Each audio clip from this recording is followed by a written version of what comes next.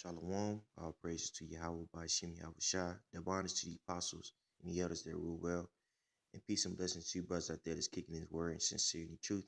As you can see, our favorite Christian is at it again. Jesus is the word. Made another video, and he shows that he doesn't understand the scriptures and why we say what we say, man, because he's drunk with that Jesus juice. But I want to play this clip, a small part of the clip, and I wanted to address something that he brought up.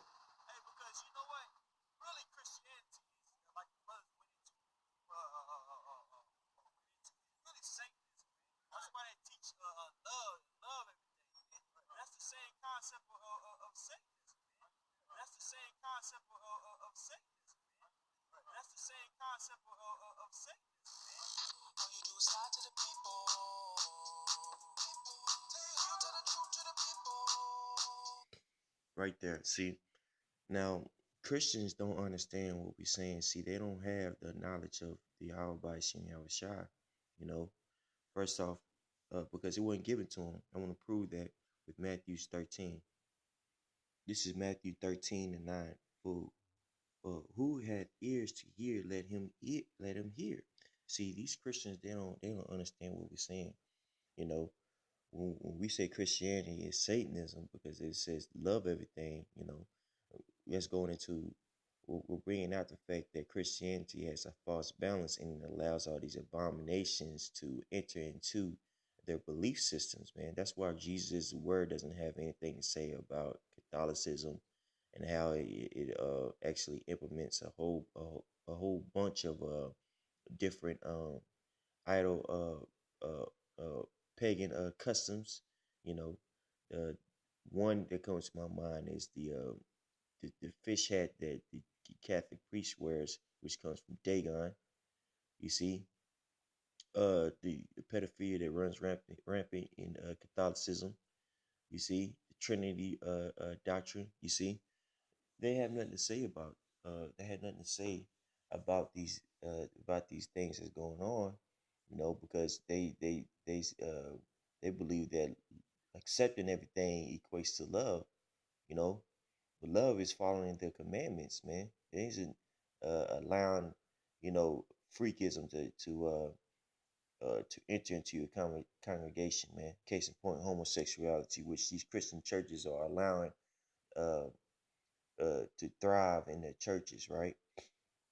Verse 10, and the disciples came and said unto him, why speakest thou unto them in parables? He answered and said unto them, because it is given unto you to know the mysteries of the kingdom of heaven, but to them it is not given. That's right. So to the people, to the majority of the people, and these were talking to fellow Israelites here, man. Most of our people aren't going to understand this truth, man, and certainly these heathens aren't going to understand the truth, man, the true understanding of Yahweh by Shem Yahushua. Verse 12: For whosoever hath to him shall be given, and he shall have more abundance. But whosoever hath not, for from him shall be taken away even that he hath. Therefore speak I to them in parables, because they seeing see not, and hearing they hear not, neither do they understand. That's right. So the Most High speaks to them. Well, Yahweh was speaking to them in parables because he didn't, it wasn't meant for them to get it. You see, most people aren't gonna understand the teaching, the true teaching of the scriptures, man.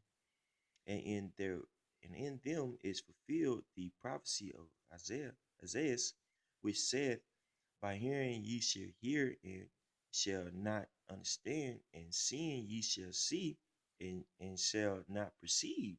That's right. So when we bringing out these scriptures, and things of that nature, you have these people, from the outside looking in, they can't perceive, they can't comprehend or understand what we're saying, man. You know, and Jesus is the word exemplifies that, man. You see, because he doesn't understand what love is. We're gonna prove what is love according to the scriptures. Yes, God is love, but he's also hate too. He embodies all the emotions that we embody. You know what I'm saying? He's perfect balance. You see? So again, what is love? Well, love is the keeping of commandments. And let's prove that with the scriptures. Now this is First John 5:3. For this is the love of God, that we keep his commandments, and his commandments are not grievous. That's right. So that's love, man. Love is keeping the commandments. So if you're keeping the commandments of the Lord, right? There's certain things that you're not gonna love, if that makes sense. There's certain things that you're gonna avoid. There's certain things that you're not gonna partake in. Certain things you're not gonna be a part of. Certain things that you're gonna hate. And we're gonna prove that with the scriptures, man. You see? Let's go to Psalms. Now, this is Psalms 97 and 10. Ye that love Yahweh hate evil. He preserveth the souls of saints and delivereth them out of the hand of the wicked. That's right. So if you love the Lord, you hate evil. It says it right there. You're supposed to hate evil, man. You're not supposed to allow evilness uh, to dwell amongst you, man. Now, when we say hate, do we mean we go in this time that we supposed to go around killing people, homosexuals, pedophiles, things of that nature? Of course not. You know what I'm saying? But certain things you're not going to allow in your congregation, and you Christians, you allow these things to happen, man. You allow homosexuality, transgenderism, within your congregation. You have nothing bad to say about it. You know, Jesus' word, man. If you're about this truth, man, you're supposed to be condemning wickedness, man, which you don't do. You don't do. You see, you have a problem with us because we're black and we're saying that we're chosen. You see, you see, and this thing isn't about the truth with you, man. It's about pushing white supremacy. That's what it really boils down to. Let's get another scripture. Now, this is Psalms 139:21. In Jesus' word, you could break this down, bro. Or any Christian, man. Any Christian. You know what I'm saying? Break this down, man. You know? And for you people out there that's on the sideline, you're watching these things, man. You know, it's all about these scriptures, what the scriptures say. It isn't about what we say, man. You know, because you can edit videos and make it and form a carnal wind like Jesus' word is doing.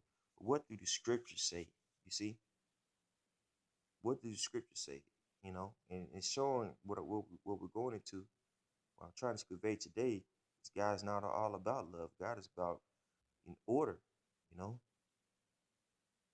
you see, love is keeping His commandments, man, keeping His statutes, and there's certain things that you, as a Christian, as a believer, in true understanding of the scriptures, you're not certain things you're not gonna love. In which hate just means a strong dislike. By the way, this is Psalms 139:21. Do not I hate them, O Lord, or Yahweh, that hate thee? Am I not grieved with them that rise up against thee? I hate them with a perfect hatred. I count them my enemies. So the people who rise up against the Lord, you're supposed to hate them. You're not supposed to be for them, man. You see? Because God hates. We're going to prove that. This is Psalms 5:4. For thou art not a God that hath pleasure in wickedness, neither shall evil dwell with thee. The foolish shall not stand in thy sight. Thou hatest all workers of iniquity. So the most is showing right there that the Most High hates. So is that a contradiction with what Jesus' word brought out? That God is love? No, it isn't. God is God, well, who the world called God. His name is Yahweh by Hashem Yahushua. he is perfect balance. He's love and he's hate. You see, and we're gonna prove that again with the scriptures, man. This is Psalms 45:7. I form the light, I create darkness, I make peace, I create evil. I, Yahweh, do all things. The Most High does all these things, man. He create light and darkness, man. He create peace and evil, man. Why is that? Because again, he's perfect balance, man. God isn't all about love. He isn't all about hate either. You know what I'm saying? Certain times he could be a loving power, and at certain times he could be a destructive force, man. A dreadful power, man. You know, if God was all about love, then why did He allow His people to go into captivity and to be sold to these different nations, man? You know, and within them being sold, there was numerous terrible things that happened to His people, man. You know what I'm saying? You could go to the Babylonian captivity. You could go to our captivity, man. Our women was being ravished by Europeans. You know, our men were being raped by European men. If God's all about love, then why did He allow that to happen? Because He creates evil. He creates hatred for His purpose, for His way. You see? Get one more scripture. This is Proverbs 16:1. I just start at one. I'll read down to four for you guys. The preparation of the heart in man and the answer of the tongue is from Yahweh. All the ways of a man are clear in his own eyes, but Yahweh waiteth the spirit.